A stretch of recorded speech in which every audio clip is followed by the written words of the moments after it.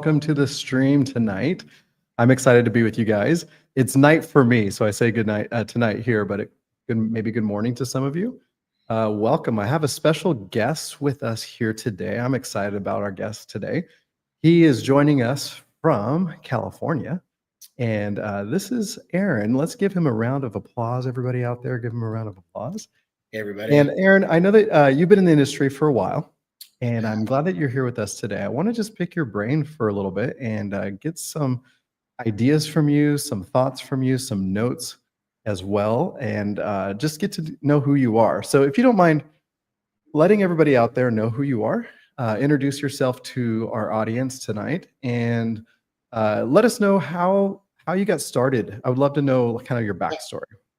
Absolutely. Hey, guys. I'm so happy to be here with all of you all around the U.S. and the rest of the world. It's currently 6 p.m. here in Los Angeles, and all of the wildfires as of today are finally 100% contained, which is nice. Amazing, because I'm in my house, lucky to be able to come back to a house, but I had to evacuate from the fires and just got back last week, actually. So it's been shout out to all those hard workers out there, right? Those guys oh man, the first responders and the firefighters and everybody. Yes, absolutely. But anyway, a little bit about myself. I grew up in Southern California in San Diego, and I knew pretty young on that I wanted to get into the entertainment industry. I was very fortunate and lucky to have my uncle as my mentor, and he was president of productions for Copelson Entertainment for years. And Arnold Copelson, amazing man, passed away some years ago, but he won the Academy Award for the movie Platoon. And my uncle produced alongside him the movie Seven, Devil's Advocate, The Fugitive, Outbreak, some other really good Copelson awesome movies, kind of in that 90s, early 2000s timeframe. And my uncle now is producing partners with Darren Star and does the show Emily in Paris. I'm actually having lunch with him on Monday, and then end of March he goes back to Paris to shoot season 5. So hopefully get to make a set visit out there and hang out there for a little bit. And so when I was in high school, I went up to LA and stayed with my uncle for a couple of weeks, basically interned at Copelson Entertainment at the office, really just doing a lot of errands for people, picking up dry cleaning, anything I could around the office, and I just fell in love with the environment, the energy, the people, the excitement. I was like, this is what I want to do. So I kind of had my mind set up with that. I graduated from high school. I went to college at Cal State Northridge in Los Angeles, majored in TV and film. And when I got out of school, I originally thought I was going to get more into the production side of things. But the first job I got was at an agency. And speaking with my uncle, he's like, look, with production, you can get onto a movie, have a job, but then once that's done, you're back to ground zero looking for the next thing.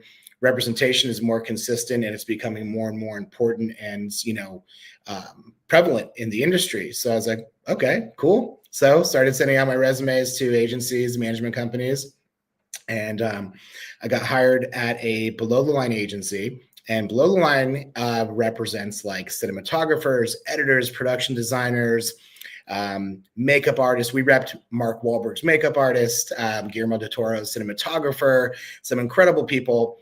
And it was a good first experience, but not, what I felt like I wanted to do forever.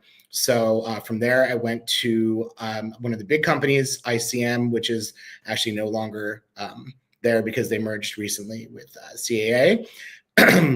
But that was a cool experience. It was very corporate. I'm a San Diego guy, so wearing a suit and tie to the office every day was kind of painful for me. Not to say that I don't love to get, suited and booted for a client's premiere or something in events, and Jeremy looks better in a suit than I do anyway. So, it was just tough for me to do every day. And when I was there, it was a good experience though. I got to spend time in the literary department, but when you're starting out, you just basically do script coverage, which is adult book reports, but you're reading scripts. And again, that was something I learned, wasn't, for me, what I want to do long term. And then from there, I finally got into the talent side, representing actors and actresses for TV, film, and commercial.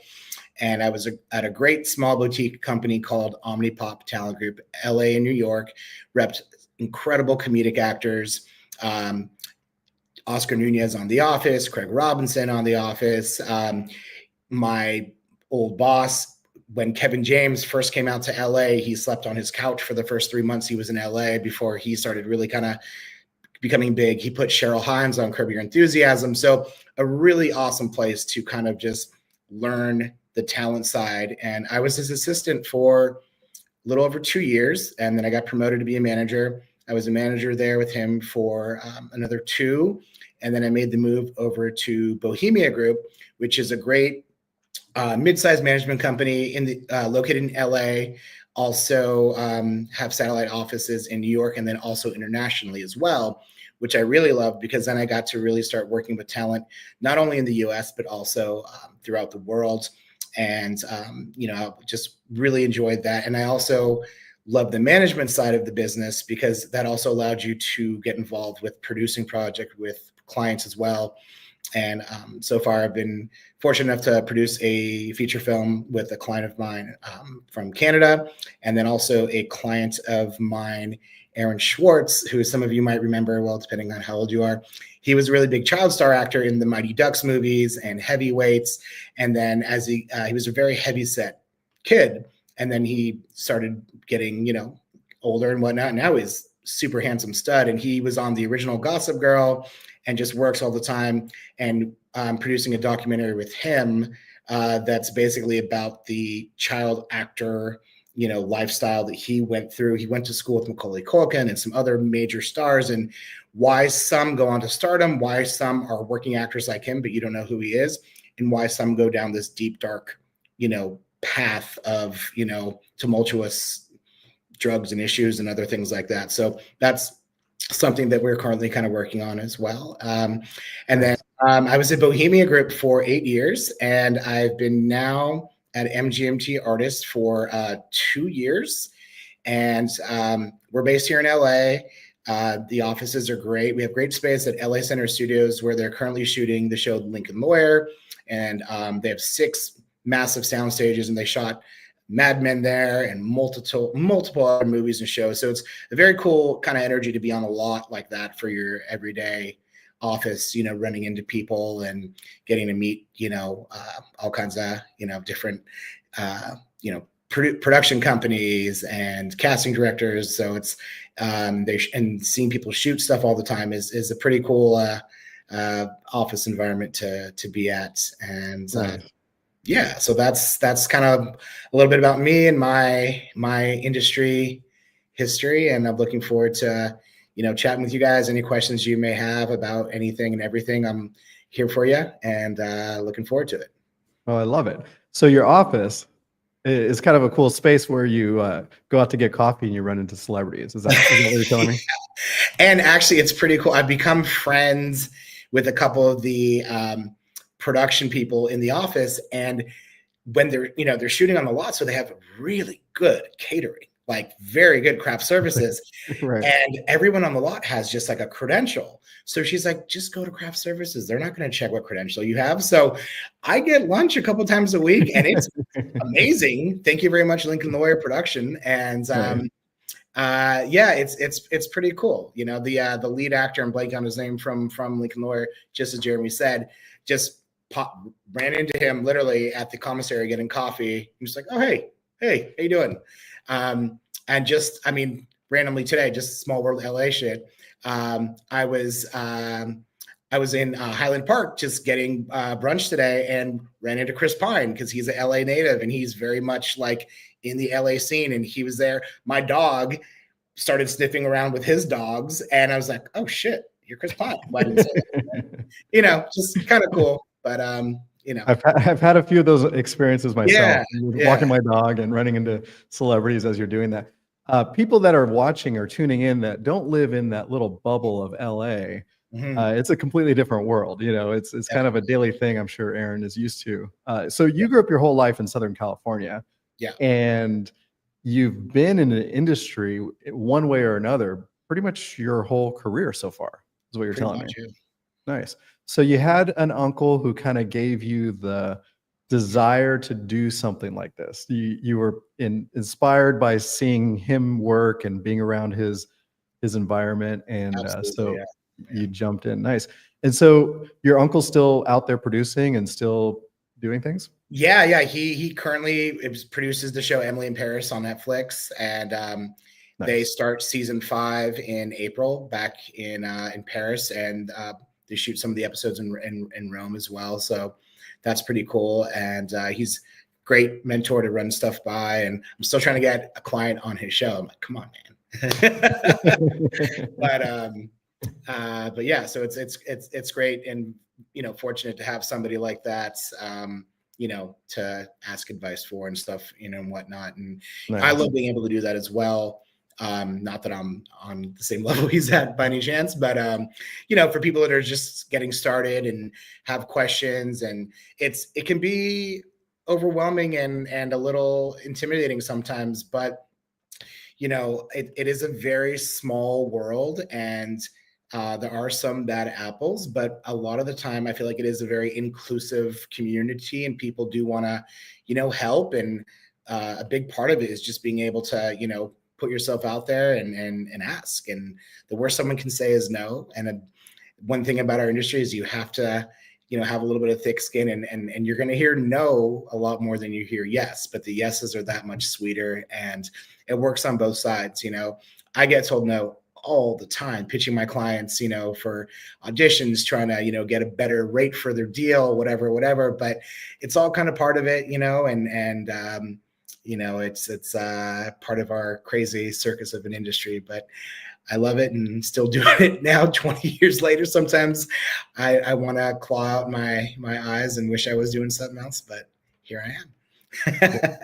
Well, you've worn a lot of different hats, so I'm sure you bring some very unique perspective, especially to your clients, with the different aspects of the industry that you've been a part of.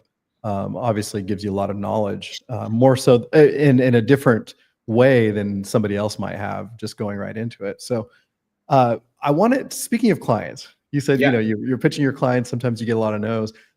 Can you tell us a favorite moment that you've had in the industry working with a client? Yeah, absolutely. One that sticks out in particular was a client of mine. His name is Kong Sim. We're actually currently not working together right now, but as is the industry, happens sometimes. But I found him at the ABC Diversity Showcase years ago, and when I met with him, I said, "Hey, who else have you met with?" He goes, "You're actually the only meeting." I was like, "Okay, great," but sometimes when you see something that others don't, because it's such a subjective business and people respond differently, with Jeremy and Gerard having a management company, we could probably see 10 performers, 100 performers perform, all of us together. There may be some we agree upon. There may be some that Jeremy's like, "Oh, they're awesome." And I'd be like, "Jeremy, are you high?" Like, so it's so subjective how that kind of stuff goes. But with him, one of the greatest wins I've had was he went in for a series regular role, and he was testing for the show called Monday Mornings with Alfred Molina, Ving Rhames, Jennifer Finnegan, Jamie Bamber. It was on TNT. Unfortunately, it was a one season and done show, but there was so much hype. Everyone's like, "This is going to be the next ER, the next Grey's Anatomy, such an awesome cast, whatever. I mean, but that's circumstances beyond anybody's control, how that stuff shakes out. But so when they do network tests for series regular roles, there's usually somebody who's kind of the favorite, going in, but they have to give the network, 2 or 3, other choices just for, shit's sake, whatever, to have other options. He by far was not the favorite going in, not at all. But in the room, he just did so incredible that the guy who was supposed to get the role did not, and he did. And it was life-changing for him and his wife because they were actually going to be having a kid soon. And it allowed them to actually buy their first home, put money aside for the kids' college. And doing something like that with somebody that you've been working with for a while was just probably one of the most exciting, happy, joyous, like, things that I've gotten to do. Thankfully, I've had, some past that, but that was one of the first big ones that I, really got to experience with somebody, somebody who I went to the guy's wedding. We, went to, did a lot of cool stuff together, and you have the line between client and friendship, but we were definitely both. And it was a very good win and a very cool story, and I love being able to share that. So it's like, Nice. just to goes to show you, it's like you go out there and you do the work and you bust your ass and you do what you want to put out there, and you could be the person who ends up getting it outside of the favorite. It does happen. You just never know. How was that call? Like, how's that call to him when Oh when you let man, him know? it was so cool. It was like, I don't think he believed me at first, and then it was just like a moment of like, whoa, this is real. And then I'm like, I'm coming over. And I just came over and had the biggest hug with this guy. And like, yeah, like, like this guy, like, at the time he was probably in his like mid 40s, I'd say, just break down and just cry tears of joy because this is now going to be a financial game changer for you and your family, and also moving forward with your career, putting you on a map to like, be able to get bigger opportunities moving forward, so Right. it was very cool. And that's, what keeps you going, those kind of wins. And even sometimes, the small wins, anytime somebody's first booking that you have is a big celebration because it validates a lot. There's a ton of people trying to act, a ton of people that are on my side of it.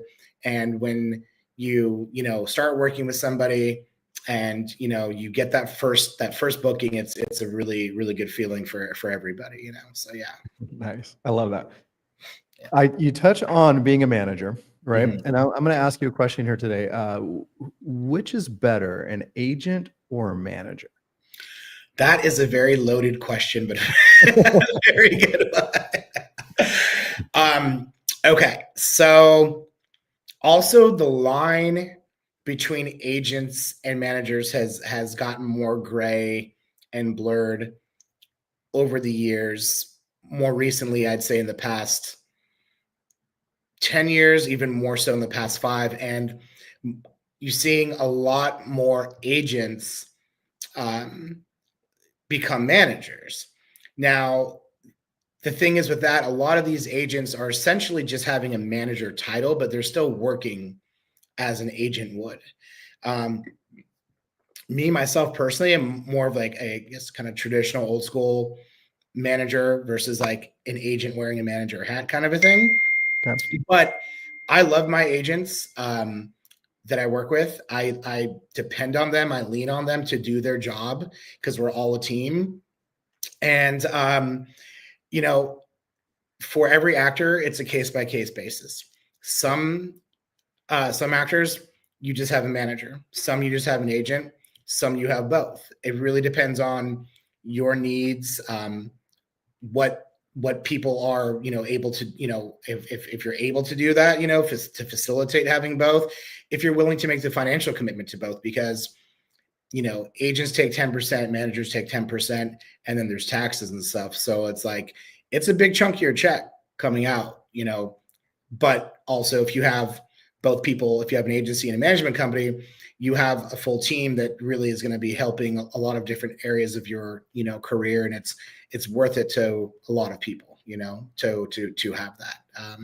But I wouldn't say there's one better than the other. We both very much serve different and similar purposes. And it also is a thing of like, some agents are a little bit more managerial in their style and some managers a little bit more agency. So it just really kind of depends. And that's something that you'll learn by like, meeting with people, seeing how you guys vibe, seeing how they operate, what they do for their clients, and so on and so forth like that. So I guess a long-winded response to your answer is I don't think there's one specific that's better than the other. And there's not specifically, you know, there's not just like, hey, you're supposed to have an agent first or you're supposed to have a manager first.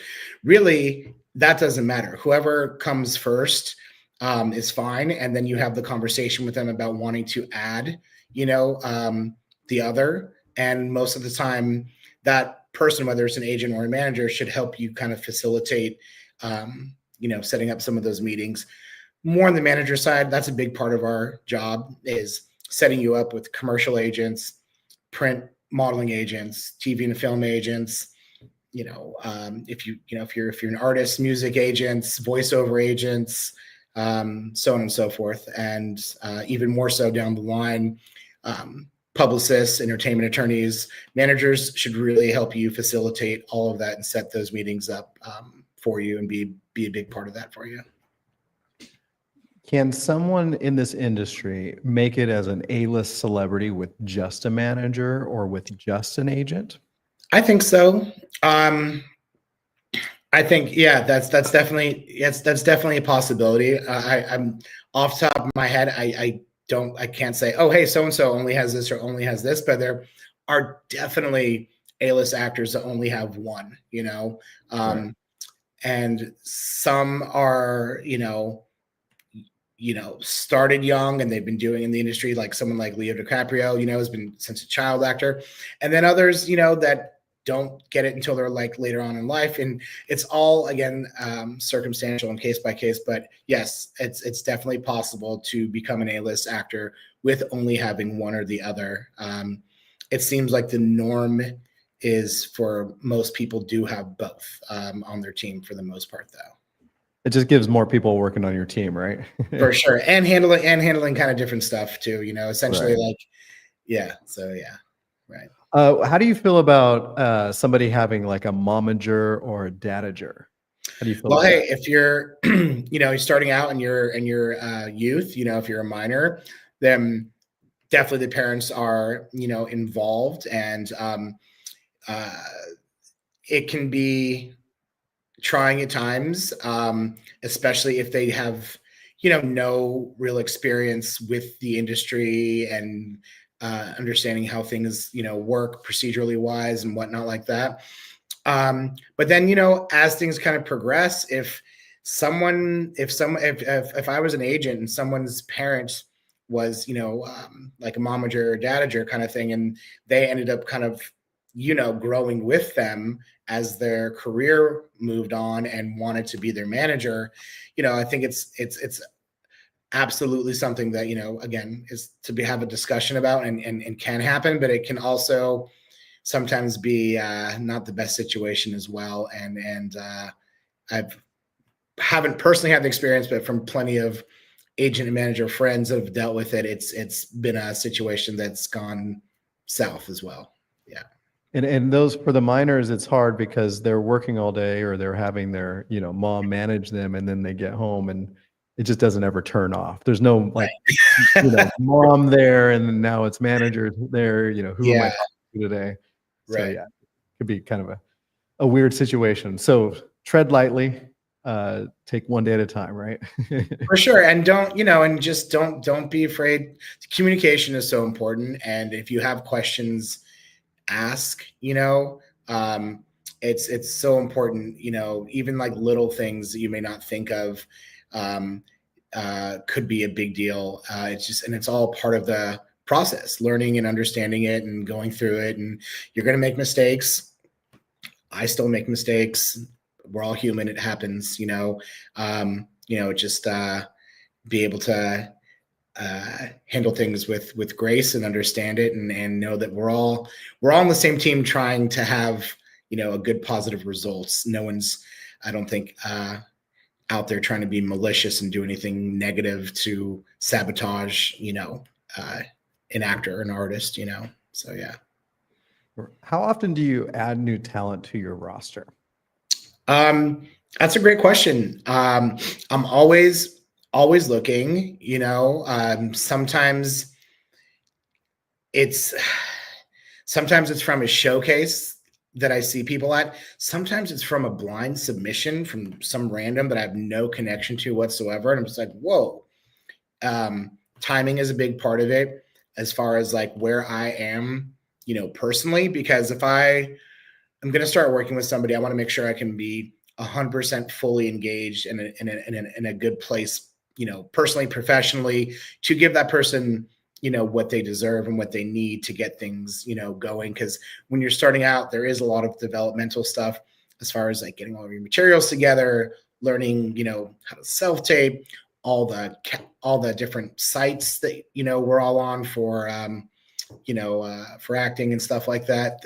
It's a lot of navigating and stuff like that. So, but it just really depends. And again, also being on the management side is a little bit different than agencies, where agencies, I think, are not I think, but they're going to have a much bigger roster, and they may have, multiple people. It's inevitable that are going to be in the same category as you. Whereas for me as a manager, my philosophy, not all managers, have the same philosophy, is, I don't want to create inter-roster conflict. So if I have a African-American actor that plays, 15 to 20, 21 years old, or 15 to 20 years old, that high school range into like beginning of college, then I wouldn't bring somebody else on that would be a conflict for that person, because then I have somebody in that category, so a lot of it, sometimes, even if I see somebody who I think is really good, if it's going to be conflict with somebody who I already have, I might ask another manager in my company. I'm like, hey, I think this guy is great, but I don't want it to be a conflict with so-and-so. Do you want to meet with them? Kind of a thing like that. I can't give you a specific, like, how often do I add, but always looking. And of course, then again, there's always exceptions to the rule. Sometimes, somebody may come along that's better than somebody who I have on my current roster. And if that person that I've had on my current roster, nothing's happened for a while, I may take on that other person, because at the end of the day, it is a business, and I, need to be able to pay my rent and do all those kinds of things. So, that's kind of part of it too. So, Well, yeah. well, let me know if you're in need of a really talented guy with a beard. I might know somebody who, I could refer you. Yeah, have him send his materials over. Quick question for you. Who is your favorite client? No, I'm just kidding. Don't answer that. That's tough. We don't. Just trying to put you on the spot there. Let me ask you this in seriousness, though. If somebody's living in a small town, let's just say somebody's tuning in right now, and maybe they're living in a smaller town, they're not in Los Angeles or a big market. Yeah. Does that hinder them from success? Like, is that something that should prevent them from being able to be in this industry? What piece of advice would you give to somebody like that? Yeah, that's a great question, and you bring up a good point. I would say pre-COVID, yes, that would probably hurt you much more so than now. There was a lot of negative things that changed because of COVID, but there were some also good things as well. And some of the good things is that you don't have to be in a major market. You don't have to be in LA or New York or Atlanta. You can really be anywhere now, as long as you can, put yourself on tape and have good quality self tapes. And also, if it's not a big role, then have the means to be able to get yourself out somewhere to be a local hire, which a local hire means you would have to pay for your flight and your hotel. They're hiring you as if you were living in Los Angeles, or if you were living in New York, if a show or a movie is shooting there. Now, the one thing I would say for smaller markets, if you live in a small town, unfortunately for commercials and print in LA and New York, that turnover time is just too quick. So it's like you can do your regional stuff if you know are in Minnesota. That's where Target's headquartered at, and I know they do a lot of regional commercials and stuff like that, out there. But for commercial and print, unless you have somebody local and you're doing local regional stuff, the stuff in LA and New York and in Atlanta as well for commercials, it's just too quick if you're not local to do it. But for television and film, that's a completely different story. For some of the smaller stuff, some of the day player, co-star one-day things, they're not going to want most of the time somebody that's not, local, just because you may audition a couple, like 2 days later, we get a call saying, hey, they booked it, they shoot tomorrow. And depending where you are and the availability of flights, you might not be able to get to LA on time. And sometimes it's like, they want you to come out a day before to do wardrobe and then shoot the next day, kind of thing. So that could be an issue. But for a lot of the other stuff, and I have clients after COVID that moved out of LA, that went back home or to somewhere that was more, affordable. A lot of people went to Texas. A lot of people went to Florida. A lot of people went to Arizona. And, I'm a little jealous of them because they're paying about half of what I pay out here in a probably nicer, bigger place than where I'm at too. Yeah, to answer your question, Jared, that if you're in a small town, that don't feel like you have to uproot and move to LA or to New York. Now, if you book a series that shoots somewhere and they need you, every day, then you have to. But the good thing about that, if you don't live there, production will pay for a relocation fee for you to move out for the length of the series, which is pretty cool. So, yeah. Nice. Let me ask you also on the same subject line, how about international clients? So do you guys work with international clients? Have you ever worked with international clients? Absolutely. Yeah. I actually, last year during the, writer strike and actor strike, basically the only thing that really kind of kept me afloat and going were my international clients. I work with a ton of clients in Canada. I have clients in the UK. I have clients in Australia. And being a manager, we can sponsor O1 visas, which we do for our foreign clients. Getting an O1 visa is a whole nother, thing to actually, get one and pay for it and all the, stuff that goes into it. But yes, absolutely.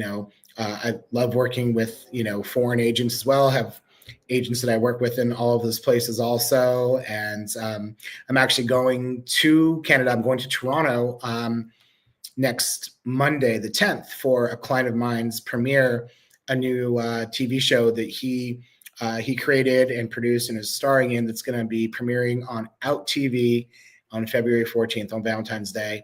And they're doing the premiere on the 12th. So I'm flying out there on Monday and going to the premiere of that. And, he's actually one of my favorite and most working clients as well. So, yeah. Nice. That's one of the most fun parts about the job, the premieres, right? Oh, yeah. It's the set visits and the travel stuff is very cool. Yeah, for sure. Yeah. And craft services, of course. Oh my gosh, yes. I want to ask you, when you see somebody and this is the first time you saw them, what in your mind is the most important aspect that makes that person stick out? Like what one thing can somebody do to kind of elevate above the rest? Man, that is a great question. And again, every agent manager has different things they look for, that X factor, whatever. For me, I just want someone, to be genuine, be themselves, be honest about, where they're at, what they have going on. And also at the end of the day, I like to work with people that I like as a person, as a human. And it's like, I'm interested to know about, you, where you're from, what you're into outside of just the acting stuff. So I tend to find that people I, find a connection with when I meet with, I'm like, okay, cool. I actually really like this person as a person.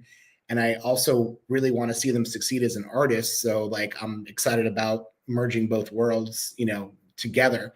Another thing is just the work ethic is huge, knowing that I don't get paid until you guys book something. So knowing that you're going to be working your ass off in every way you need to be, physically, mentally, taking classes, creating stuff with your peers, reading, watching movies, TV, doing research on IMDb Pro on your favorite actors and TV shows, and just really immersing yourself in it and having, a really strong love and passion for it are things that stick out to me. Nice. Love it. I have a question from a guest that's tuning in. Susan asks, do you still represent actors and writers? I'm sorry? Do you still represent writers? Because I know that you mentioned you worked with writers in the past, but is that somebody that you represent, or only actors? You know what? If they're not specifically writers, but if a client of mine also writes, if they're like a multi-hyphenate, then yes. But I don't rep anybody just for lit, just as a writer. Yeah. Okay. So if somebody is a aspiring actor but also writes, that's when you. Yeah, like for instance, my use my client Alex, who I'm going to Toronto for. When I first met with him, I knew he was an actor, and he had done some acting stuff, but he also wrote as well. I didn't think too much of it, but he's actually an incredible writer. In the show he was on called Moonshine, that was on CBC, and then Netflix Canada, and then CW picked it up. The season 3, the showrunner Sherry Elwood, who also did the show Lucifer, brought him into the writer's room, and he got to co-write a couple of the scripts, and he just won best screenplay at TIFF in Toronto for an original screenplay of his. So yeah, it's like his agents in Toronto and I, now we're like putting together a bunch of his writing materials to like find a separate literary agent for him for his projects moving forward, kind of a thing. So happy to help facilitate, if somebody else is a writer, but it has to be to a certain level of, there's not enough time in the day to do it for everybody who just is like, hey, I have a script, Right. And how many times have you heard that? A lot. Which is great, because hey, that script could be awesome, Right. Yeah, it's all, again, circumstantial, case by case. But I do not work with people who are just writers. They would need to be an actor first and then also write. Without disclosing names, can you share with us a moment within your career that happened that shouldn't have happened, like something that we can all learn from, like maybe one of your clients on set, or you personally working with somebody? Can you share a moment that went wrong? Let's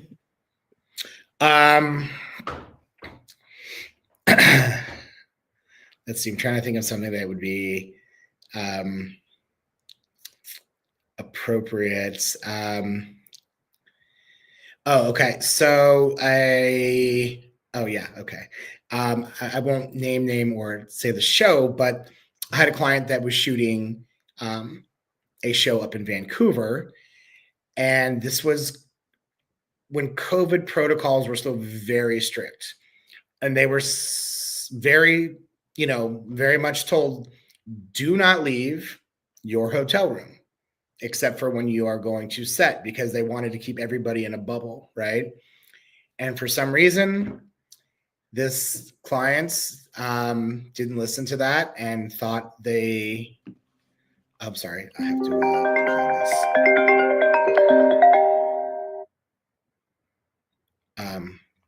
Sorry, guys.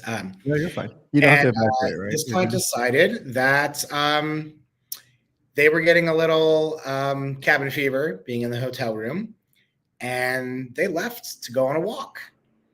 And production found out, and they got fired, and they got sent back. And that was the end of that run on that show, unfortunately. So that sucked. In the big scheme of things now, you look back and you're like, with all the information that's come out since, but during it, when everyone was still so crazy about it, Right. big deal then, but now it's like, shit, that sucked. But at the time it was a big deal, and everyone's just like, you had very strict instructions, you broke it, and this is the consequences. I can't fix this for you. I'm sorry, So lesson learned, listen to the rules of set and yeah, right. Yeah. Got it. Well, how do you feel about was that me or you? That's me. Sorry. Okay, no worries. Yes, I'm so sorry. No, you're good. Sounds like if something's happening that you need to get to, let us know. No, No I worries. just we have we're getting our front stairs tiles like redone. They're cracked and stuff, and the guy's just like, hey, I don't want to come if it's people. And sorry, doesn't matter. Yeah. You got workers outside waiting to come through the door. Got it. All good. So tell me, what are some of your like good resources? If somebody's starting out, they're tuning in, they're watching the stream, and they really want to get involved in this industry, where would you point them? Like, what's a good step, or what's a good resource that they could use? Yeah, absolutely. I think there's a lot of really good acting classes, and one of the good things that came from COVID is that, again, you don't have to be in LA or New York. You can actually do some of these classes with great acting coaches virtually, online classes via Zoom and whatnot. And that's a great way to kind of immerse yourself with people in a big market, versus, once you've already done local stuff, or regional, whoever's like, the acting classes and coaches out there, you can kind of grow and expand your acting to where some of the bigger people are at and stuff like that. Other than that, wherever you live as well, if colleges in the area have a TV and film program and they're doing student films, check out the TV and film program and ask them, hey, when are their student films going to be casting for projects? And you can submit yourself or audition for those to try to get yourself, the experience of auditioning, booking something, being on set, starting to build your acting reel from getting the footage after it's done. I would say those are a couple of really good ways to, kind of get involved.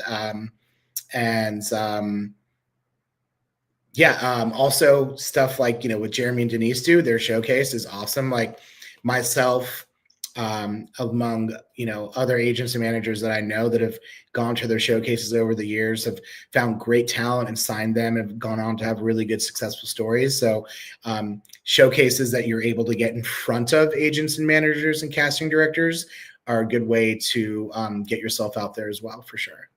Okay. So you go look in your local area first and foremost, and then kind of expand from there. How do you feel about like social media? How has that impacted you as a manager at all, or how do you? Yeah, clients? it's definitely become so much more prevalent. And I would say, if you're not, if you're not an influencer or trying to be a YouTube star or a TikTok star or something like that, don't feel like forced that you have to like do that. If it happens organically, that's great. Absolutely. And it's a good platform to be seen. I think actors, it's good to have, a YouTube channel. It's good to have, a TikTok and Instagram, if you're going to be putting stuff out there creatively for yourself. And that's also a great way to do it inexpensively, so you don't have to like rent, equipment and stuff and put together a production, et cetera, because you never know who's going to see you perform and who's going to respond to what. Something could go viral that you think is kind of silly, but you just never know these days. So I do think it's a great way to also connect with people that you maybe wouldn't normally be able to connect with by searching, different hashtags, or just looking up, people or productions, or, whatever it may be. so yeah, I do think it's a good tool for sure, definitely. Nice. I have another question coming in here from somebody tuning in. They're asking, how trained should somebody be before looking for representation? I love that question. Yeah. That is a great question. So, at the end of the day, for agents and managers, we're salespeople, So instead of selling, a car or whatever it is, we essentially sell people, and we want to have the best product to sell.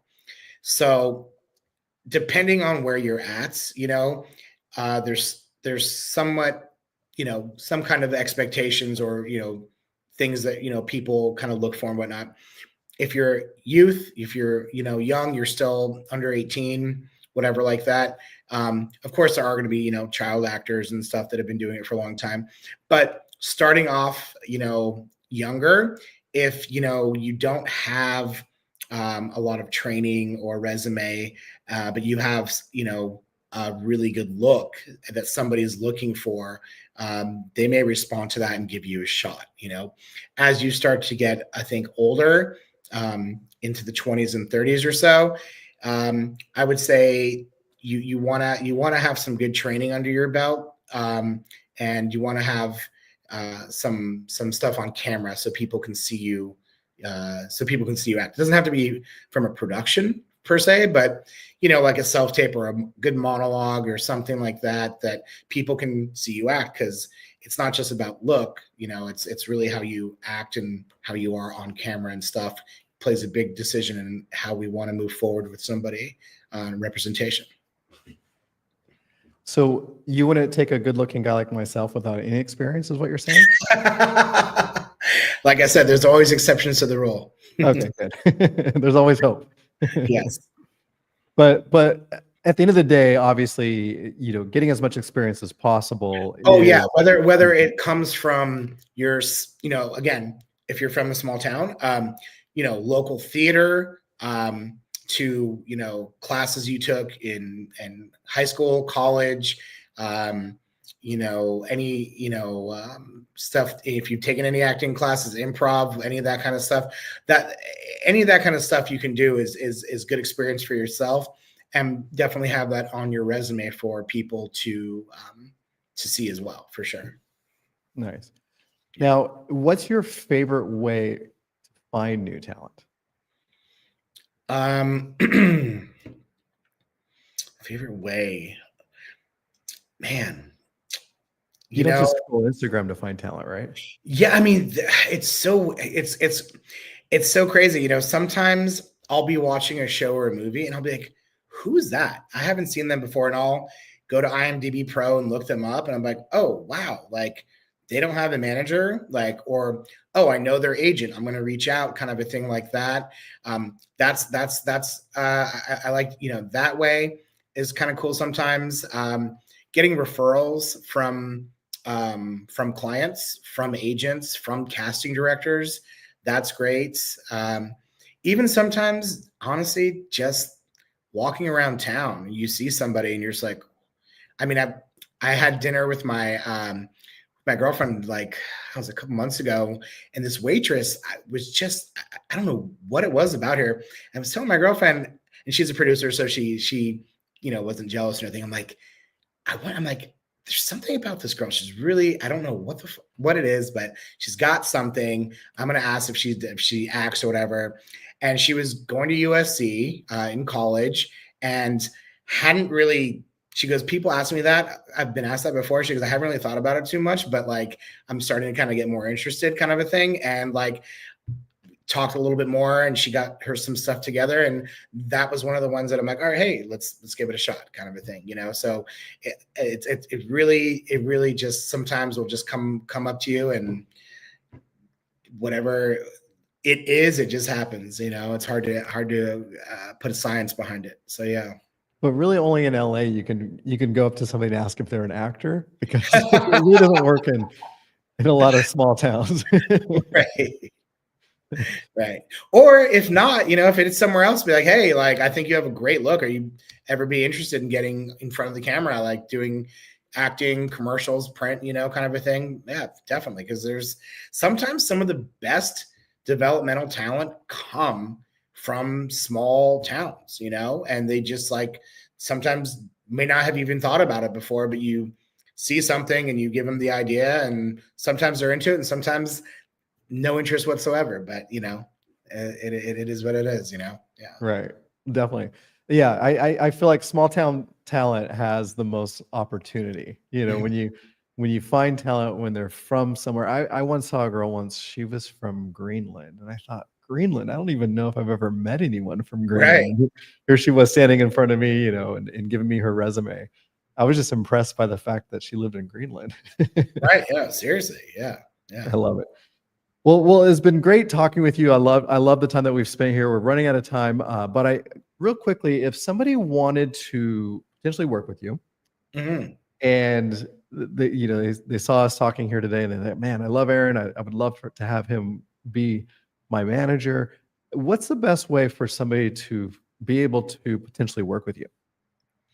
Yeah, no, that's a great question. So, anybody that's doing the cast with you guys, Jeremy, feel free to give you guys my email and send. When somebody says, "Hey, send your materials," that typically means your headshots, your resume, links to your socials, and if you have an acting reel. Now, if you don't, totally understand. And if you don't, then send a 1 to 2 minute monologue, comedic, dramatic. Of you acting, to see, and kind of go from there. That would be the best way to kind of go about it for sure. Yeah. Nice. Quick question for you. When you said send me your material, when you say that, can we recap exactly what that means? So Oh yeah, you look at the absolutely. resume. Oh, also with that being said, I've seen a trend of this happening. I want to make sure for everybody listening, because we get inundated so much with so much information and so many people reaching out and our own clients and on a daily basis. When I'm receiving a submission email from a potential client, make it as easy for us as possible. Have your headshot as a JPEG, have your resume as a PDF attached to the body of the email. Don't make me have to click on a zip drive or go to Google, whatever the heck it is, to open stuff up. Have it in the body of the email, please. That's like so much more helpful. And sometimes if we don't have time and it's like you send it in some format that doesn't work with my computer, I'm just not going to be like, fuck it, I don't have time for it, kind of a thing. So that's important to make it easy for us. But what Jeremy's asking, specifically materials, headshots, don't send an entire session, but if you have, anywhere, and if you have more than one would be great. I would say a good number to send would be, up to 5 or so. And if you're also like a model, if you have like a comp card, or if you have a couple separate, catalog or not catalog, your like modeling book pictures separately aside from headshots, that are more editorial kind of a thing, you can send those as well. Resume, and then again, if you have an acting reel, great. If not, like a 1 to 2 minute comedic and dramatic monologue or scene of your choosing.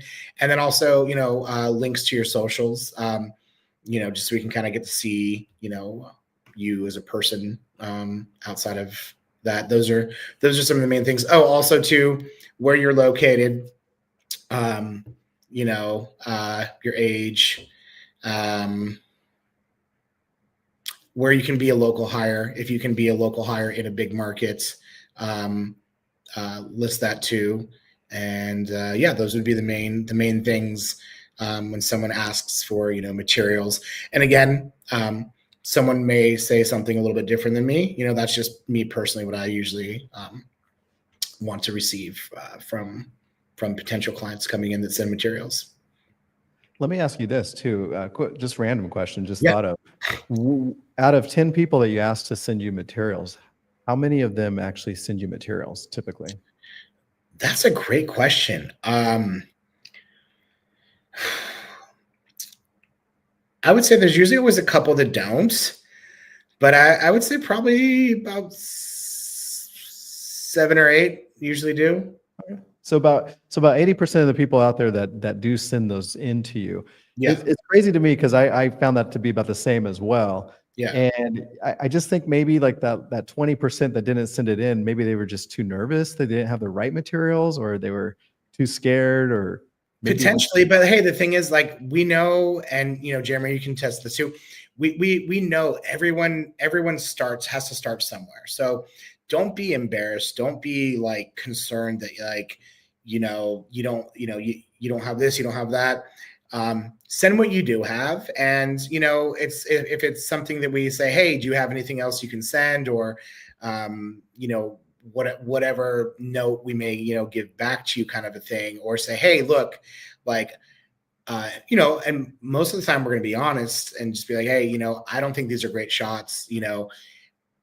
First and foremost, as an actor, that's your main calling card, is your headshot. That's what people see first. So you want it to be a good representation of you. Don't Facetune the shit out of it and like make it like not you, the real person, kind of a thing.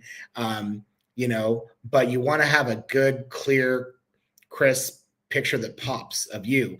And for our purposes, one that's like smiling, and one that's like not, like is a good thing, so we can say, okay, hey, this person can do drama and comedy. If you just send something that's like super comedic, we're like, okay, but like let's want to see something else, kind of a thing. But again, all things that we can have those conversations about and give you those notes and stuff like that. But the first thing is taking that leap and just putting it out there, and and you're going to hear no a lot, but you're going to also hear yes, and you're going to get some feedback from people, and it's a big learning process. And if it's what you truly love to do and are passionate about, then there's no better time to start than now. It's a crazy upside down industry, but it's awesome and exciting and very rewarding as well. So yeah.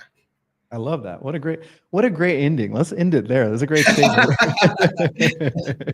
I couldn't have done it better myself. So thanks, Joe.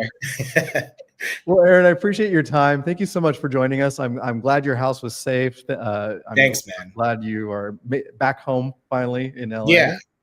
Yeah. And for for any of you guys that add me on Instagram, private, but I will accept you. Or ask Jeremy if I should accept you. I'll let you know. But feel free to email me too. Jeremy and Denise can give you guys my email. Or you can be a good actor and do some homework and look it up on IMDb Pro. And all of you should create and have an IMDb Pro account for yourself as well, for sure. Definitely. Yeah. Well, Aaron, appreciate your time. Thank you for joining us on a Saturday evening. Yeah, definitely. Enjoy the rest of your weekend. It's good seeing you, and I hope to see you in the future. All right, guys. Have a good weekend. Take care. Thank you so much for having me. Thank you.